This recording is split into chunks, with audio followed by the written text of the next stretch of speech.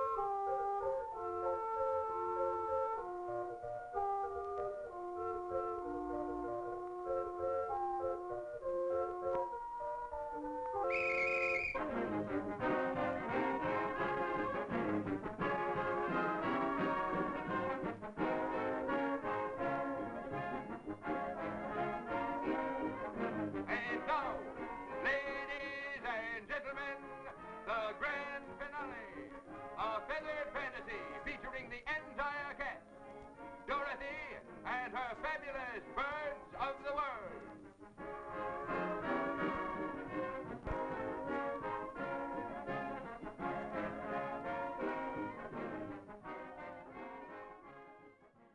Fascinating, Lazar. I never knew parrots could be trained in such a manner. They really are an impressive species. Maybe even more intelligent than dogs. But don't let Bunson know I said that. You know how crazy he is over that dog of his, Topper. I just wish we had more time. Maybe if we had a few days, we'd be able to train Virgil to say something else. But we barely have a few minutes. From what I know about parrots, talking is like, well, it's a form of play for a parrot. He hears something, and in a playful mood he repeats it. It's not Virgil's fault he says what he says. That fault lay in the person who ever owned him first. Virgil doesn't know what he's saying is wrong. He's just repeating what he must have heard all the time when he was younger. He's just like a kid, playing. Only instead of toys, he uses words to play. Not words like that one. What kind of words do you think he'd like, Lazar?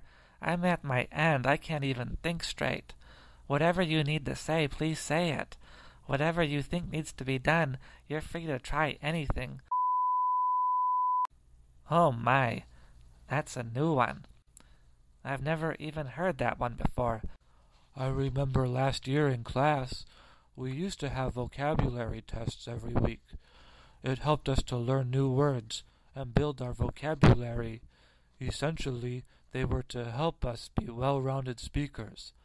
Perhaps we should do the same thing with Virgil. Hey, Virgil! No, bad Virgil. That's a very bad Virgil. Virgil, can you say clot 2? No, Virgil, no more words like that. Say barada. Ouch, that was a doozy. I just remembered, Lazar. There's a movie in the library about vocabulary and how to become a better speaker. While you keep trying new words on Virgil, I'm going to give it a watch. All right, Jingles, I'll keep trying. Virgil, can you say pig? How about some pig? How about terrific? Radiant? Humble?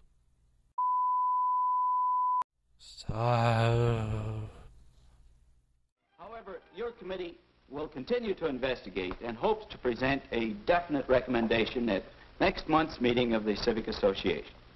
Thank you, Mr. Hanson. Mr. Chairman. Mr. Chairman. Mr. Willis. I want to talk about, I think we need a playground here on the west side. We need it because we need a place for our boys and girls to play. A playground. Mr. Willis has an important idea to express, but he lacks the vocabulary to express it. Finding the exact words to fit your ideas is one of the first steps in building your vocabulary. People can be interested in new ideas when those ideas are expressed in well-selected words. This use of exact words to communicate your ideas applies to written words as much as to spoken words.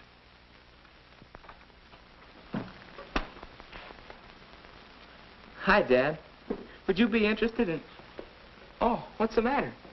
Oh, nothing. Something go wrong at the meeting? Yes. I sort of made a... What's on your mind, son? I thought you might like to read my term paper before I hand it in tomorrow. Well, yes, of course. Our public parks, monuments, or playgrounds. Huh?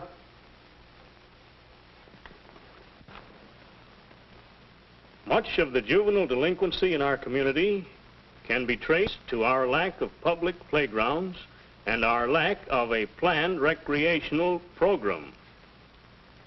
We are not without our public parks, but they are landscape monuments rather than playgrounds planned for the direction of youthful energy into character-building channels.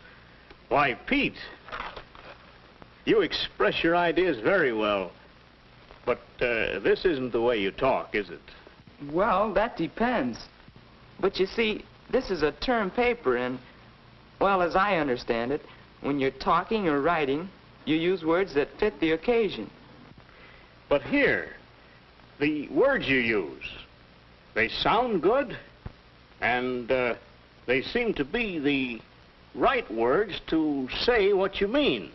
Well, that's what I... Where'd you learn all those words? Well, you see, I keep a vocabulary notebook. It's a good way to learn new words to increase your vocabulary, so you can express your ideas better. Whenever I come across a new word, reading or listening to someone, I write it down. Later, I put it in this notebook. Let's see.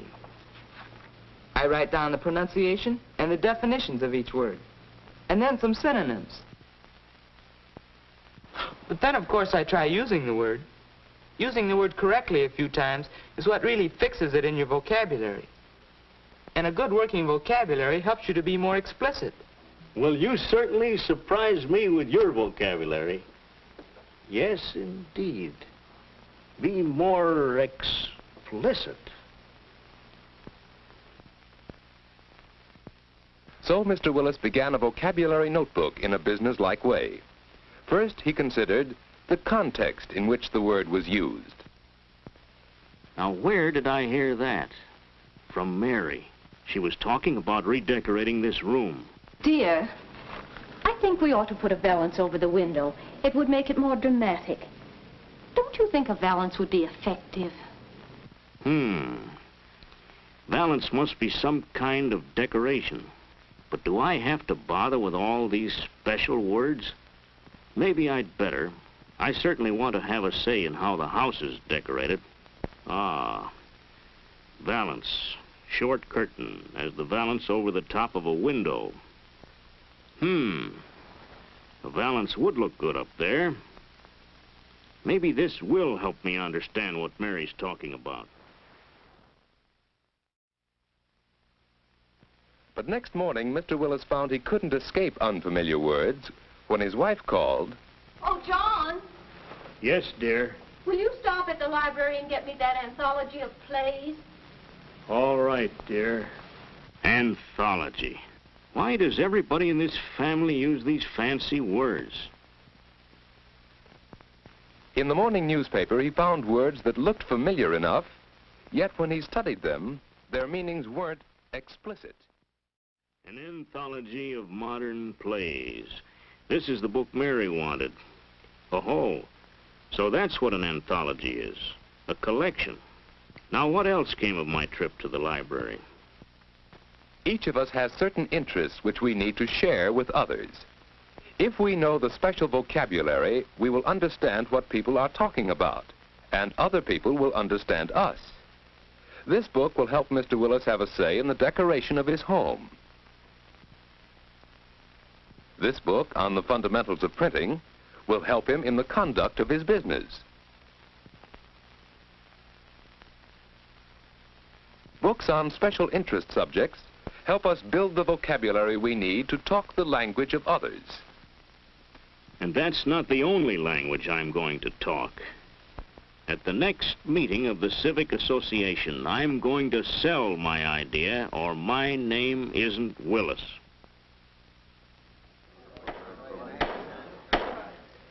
The chair recognizes Mr. Willis. Mr. Chairman, ladies and gentlemen, for many years now, our city council has wavered between a policy of no parks and beautiful but useless parks. The time has come to present the council with an ultimatum. An ultimatum demanding for the West Side. Yes, people can be interested in new ideas when those ideas are expressed clearly and effectively. Increased knowledge of words has enabled Mr. Willis to think through his ideas more logically and to present them more effectively to an appreciative audience. We will show them that it is feasible, that the city budget is nothing more or less than a plan for spending our money. A plan which can and must be adapted to meet our needs. Words that we choose carefully to say what we mean, choose for the audience and the occasion, help us gain support for our ideas. Whenever we're around people, a good vocabulary helps us say what we mean and understand what others mean. Pete has developed his skill in communication through words, just as Mr. Willis has, just as you can, by being alert to words, by using words that say exactly what you mean, by building your vocabulary. To see that program carried out, then we can achieve our goal by going before the council and making our demands explicit.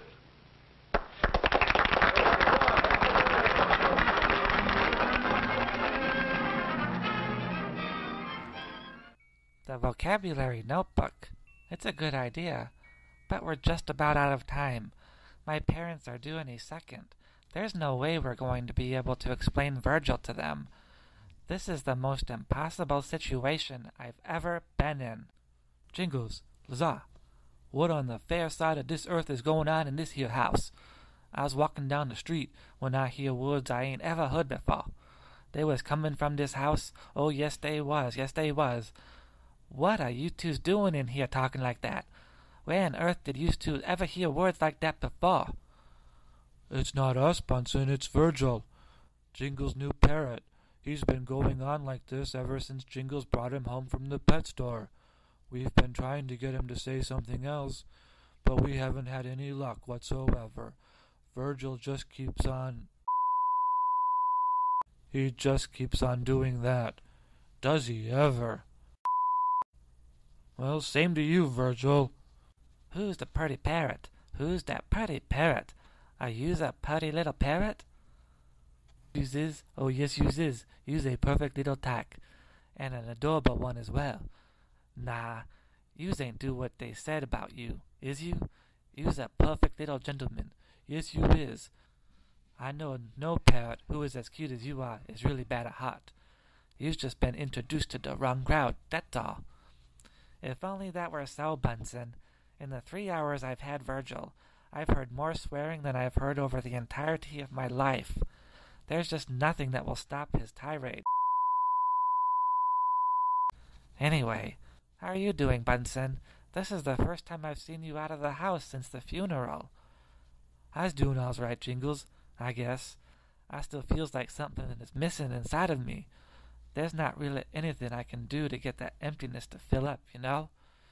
But as the days go by, things do get a little easier. I start to pick up my life again, a little at a time, at least. But I was always going to miss Ginny. There's just no one, no way, who will ever be able to fill out the hole in my heart that she's left. She was one of a kind. In the short time we knew her, we grew to like her a lot, Bunson. I agree. She was a lovely soul. Jenny. Well, I'll be. Jenny. I don't believe it. I think Virgil likes you, Bunson. Nothing we've tried had stopped him from swearing, but as soon as you came in and said Ginny, that's all it took to cure him of his tirade with words. Ginny. Yous is a cute little bird. Yous remind me of Ginny, a little bit anyway. It appears that Virgil likes you, Bunson, far more than he does Lazar or myself. Virgil may not be Ginny, but at the very least he can be a companion for you. Then he won't be alone in your room so much. You know, Jingles, Lazar, I think I will. I think I will take yous up on yous offer. The last few weeks have been really lonely. My parents, they's trying to help, but it's just not what I need right now, not from them. I just need my own time away from the world until I can sort out all the happenings lately. But yeah, a little friend like Virgil, he'd be great company for me in my room. I was going to take him right now, right this very second, and shows him my room and see how he likes it. The supplies I got for him are by the door, Bunson. Take those too. You'll need them. Thanks you so much, Jingles. This is the nicest gift anyone's ever gave to me. Thank you so much. Come on, Virgil. We's going to your new home, together. Well, that certainly ended in a good fashion, Jingles. Suddenly, too. Just like that, and everything is back to normal, or better than normal. Bunson got a new friend. You're out of a tough spot. Yes, everything seems to have ended on a high note. I remember something that I often forget, but it's true to life. It's best not to worry so much about the future, because most of what we worry about will never come into being. We waste so much time worrying that we can't see the forest through the trees. In the end, things have a way of working themselves out. What are you going to do now? I mean, for a new pet. My goldfish is kind of lonely. Let's go down to the pet store and see if they can find a pal for him. But first, I have a little plan. Something so I can get even with that horrid store owner. What kind of plan, Jingles? I was taping my interaction with Virgil when we first got home. Kind of something to remember our first day together, years from now.